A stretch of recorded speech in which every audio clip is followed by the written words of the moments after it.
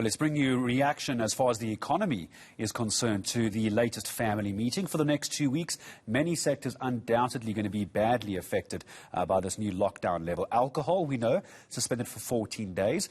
Restaurants only permitted to serve takeaways, and Gauteng's tourism industry could very well suffer, of course. No leisure travel is permitted inside the province. President Ramaphosa saying that while they're trying to save lives, livelihoods also need to be protected. So has he found the balance, Dawie Roodt? Good morning to you from the Efficient Group. Has the president done what he can? Well, none of us like what's happening. Has he done the best he can do with the current situation? Well, good morning to you. Well, something that I think is certainly good news is that the approach by the president is different from previously. Previously, we had this blanket approach. The whole economy was put into a lockdown. Nothing was allowed. But this time around, it's clear that we are all learning how to manage this pandemic. And I think that the approach that the president is taking at the moment is much more balanced than previously.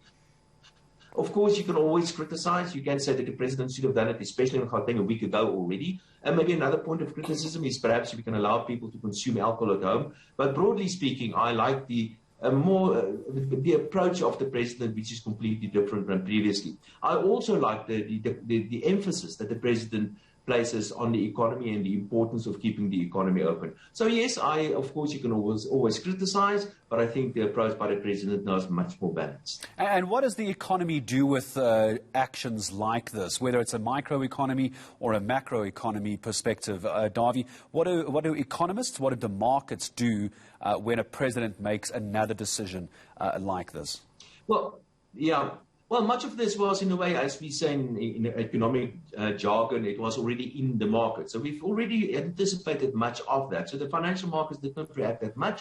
So typically what would happen, of course, certain businesses will have to adjust and make plans as far as their business plans are concerned. Of course, there's a lot of negatives as well. For example, the underground economy, as far as alcohol sales is concerned, that has been very, very well established, especially after a very large lockdown of last year. So in a way, that's also a kind of business. It may be an illegal business, but at least a business still going on in a way, making life quite difficult for the police, for example, to manage that part of the economy. But I think the context is very important.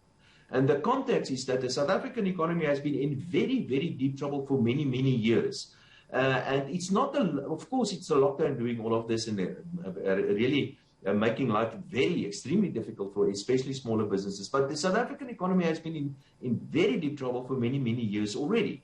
And even if we get rid of the lockdown, even if we get rid of the virus completely, we will still be in deep trouble in the South African economy. And unfortunately, it's always the smaller, the micro businesses that suffer most. The bigger businesses, usually they've got deeper pockets, but what I can see is that even medium-sized businesses are starting to suffer now. Even the medium-sized and even larger companies are simply running out of money already. Dawie, just before I say goodbye to you, last 30 seconds or so, I know obviously you and I are talking the economy, but if I can throw the word investment into our economy in this, we've just seen, of course, SAB last year, they pulled billions of rands out of the economy. They put it back in because SAB was getting going again. Yeah. Now we've closed alcohol again. Your crystal ball, Dawie Roodt, what is it telling you very quickly? Well, it tells me that we're probably going to see much less investment in the South African economy. And remember, it's not only alcohol. There are many other industries that also suffer from too low levels of investments. And part of the reason for that has to do with things like, for example, a lack of electricity. Like I've said, it's not only these measures that affect the economy. The reality is that the South African economy has been in trouble for a very long time. Yeah, let's not forget there was a world before COVID-19, wasn't there, Dawie? And it wasn't a very good one as far as our economy was concerned. What a pleasure, as always. Economist Dawie Roodt joining us here on eNCA.